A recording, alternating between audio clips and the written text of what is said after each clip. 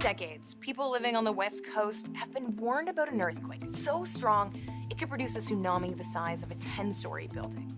They call it the big one. The big one. The big one. Now, researchers finally have a better picture of how and where that big one could happen. We do expect this event to be catastrophic. And based on what we know now, some are predicting that when it does arrive, it could be even more catastrophic than we imagined.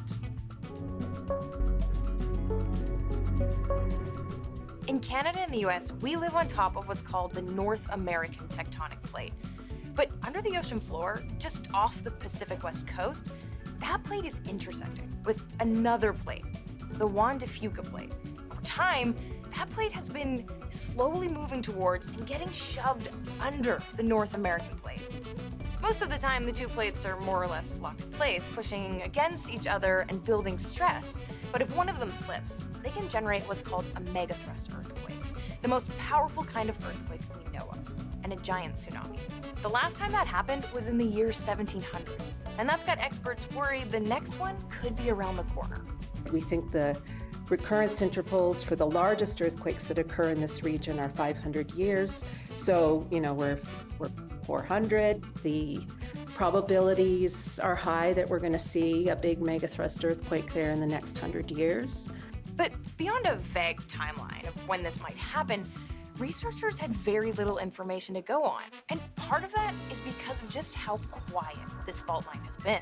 It's eerily quiet. So in other plate boundary systems, like in California along the San Andreas fault system, they tend to have a few big earthquakes, but they also have lots and lots of smaller earthquakes, and those small earthquakes illuminate the structure of the plate boundary system.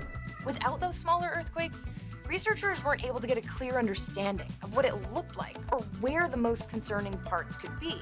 So a few years ago, a group of scientists loaded up a ship full of state-of-the-art technology and set sail into the Pacific to map it out. We worked from the California-Oregon border to the northern limit offshore Vancouver Island. The idea was to create images with sound, the same way bats do with echolocation. They put out microphones, both on the boat and by running waterproof cables along the ocean floor. Then the researchers sent out a bunch of sound pulses directly into the fault line, and the microphones picked up the echoes. And then we use various algorithms to process the data and generate these high-resolution images. It's giving us really the first really detailed look at this huge megathrust fault that we've long known about, but we haven't really had many details. For the first time, researchers realized this fault isn't just one continuous structure running along the West Coast. It's broken up into at least 4 pieces. The size of those segments is likely to dictate the magnitude of future earthquakes and tsunamis. This helped them pinpoint where a rupture might cause the most damage. And there's one spot in particular that now has them worried. Researchers found that most of this fault line is relatively jagged. And this is actually good news, because the more uneven it is, the more speed bumps are in the way to slow the movement of tectonic plates. And that could actually limit the size of the earthquake. But if it's smoother, the whole thing could snap all at once, creating a much bigger transfer of energy. And there's one segment that they found that's unusually smooth.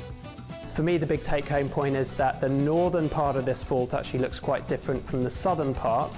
This northern part he's referring to there stretches from southern Vancouver Island alongside Washington State, more or less ending at the Oregon border. And it's here researchers now think the big one is most likely to happen. It's flatter and smoother than the other segments to the south. Those are characteristics that are conducive for the most damaging earthquakes. And not only is this section smoother than the others, it's also more shallow, meaning the so-called